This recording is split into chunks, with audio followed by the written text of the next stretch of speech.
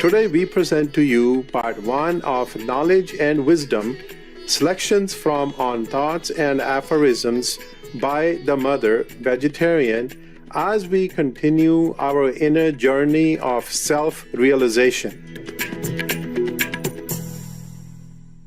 Mira Alfasa, who became known as the Mother or Shrima, was born in 1878 in Paris, France. Although she showed great artistic, musical, and writing talent at an early age, her real interest was the spiritual side of life.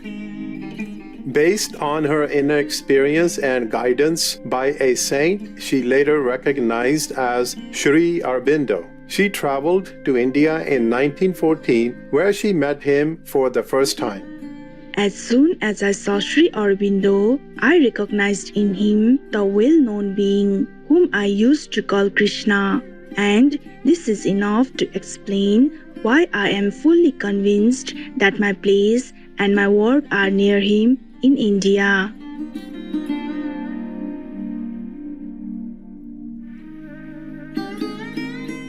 Sri Aurobindo conferred the title of the Mother in recognition of her embodiment of the principles of the Divine Mother.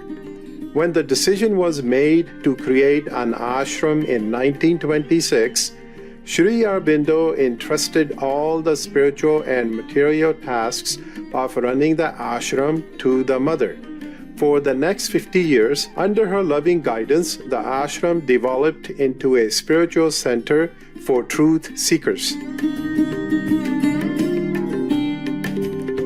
The Mother went on to found 2 more organizations, the Sri Aurobindo International Center of Education, offering courses from kindergarten through university level, and a visionary community called Auroville, or the City of Dawn.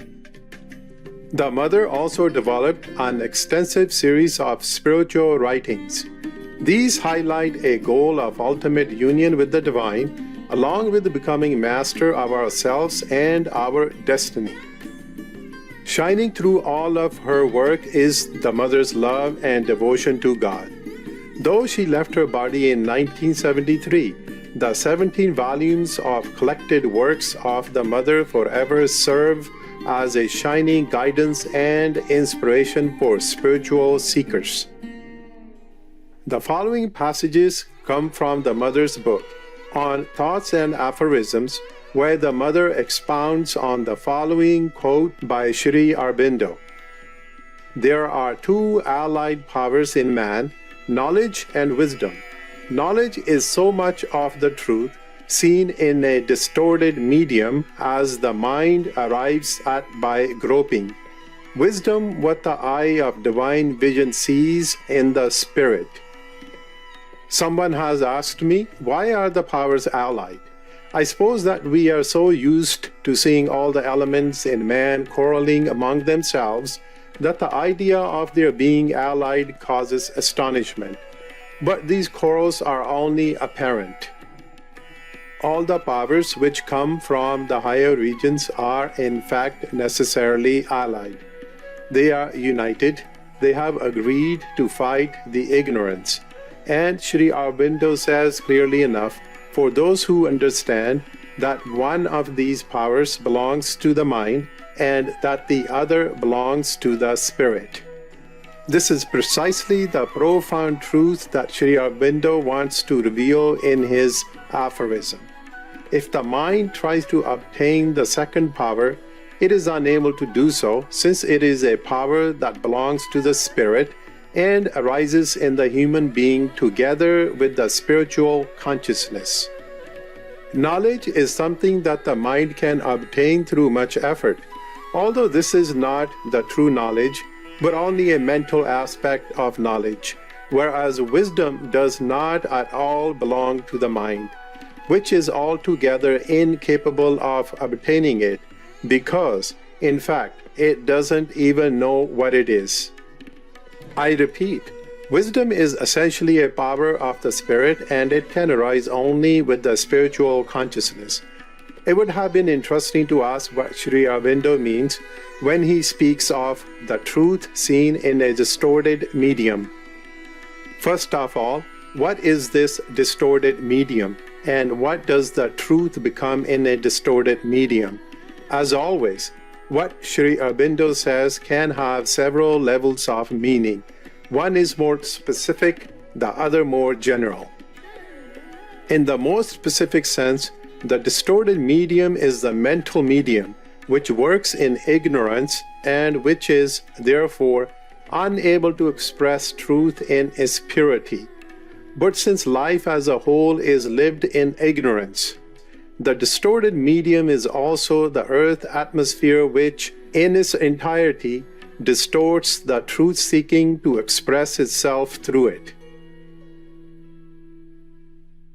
And here lies the most subtle point of this aphorism. What can the mind arrive at by groping?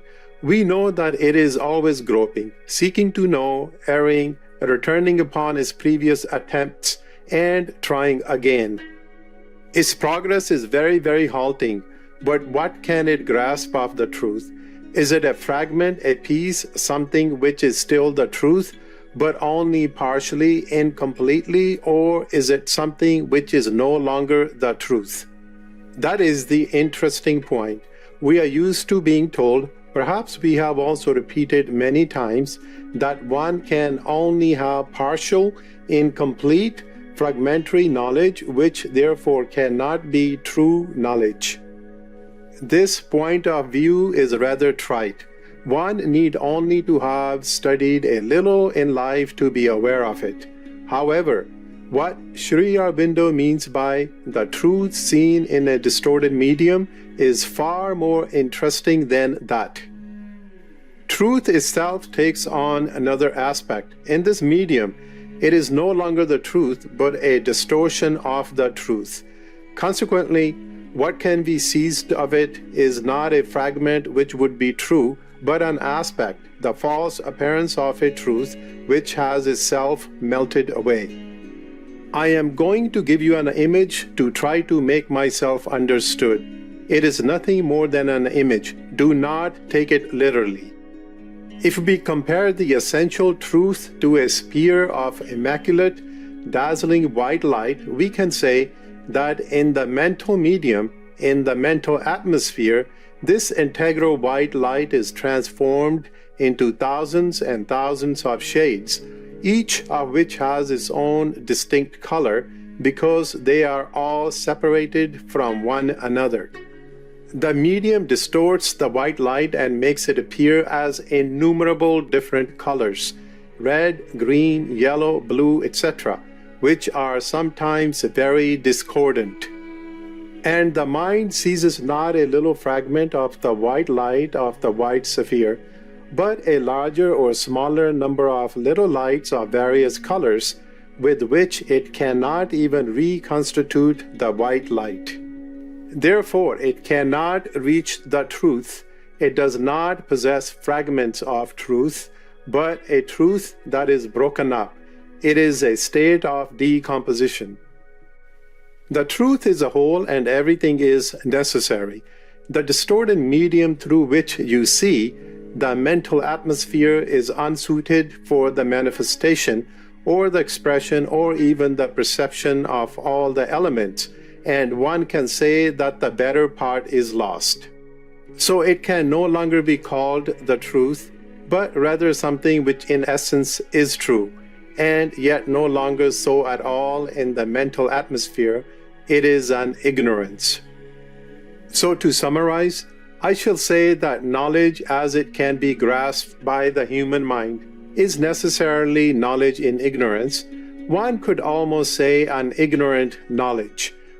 Wisdom is the vision of truth in its essence and of its application in the manifestation.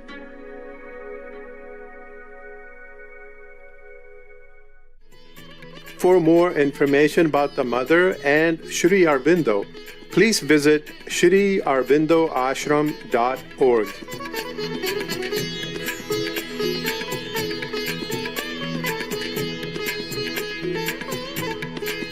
So, I frame veganism as a journey home to who we really are. becoming compassionate to all life. Dr. Sailesh Krishna Rao, PhD, vegan.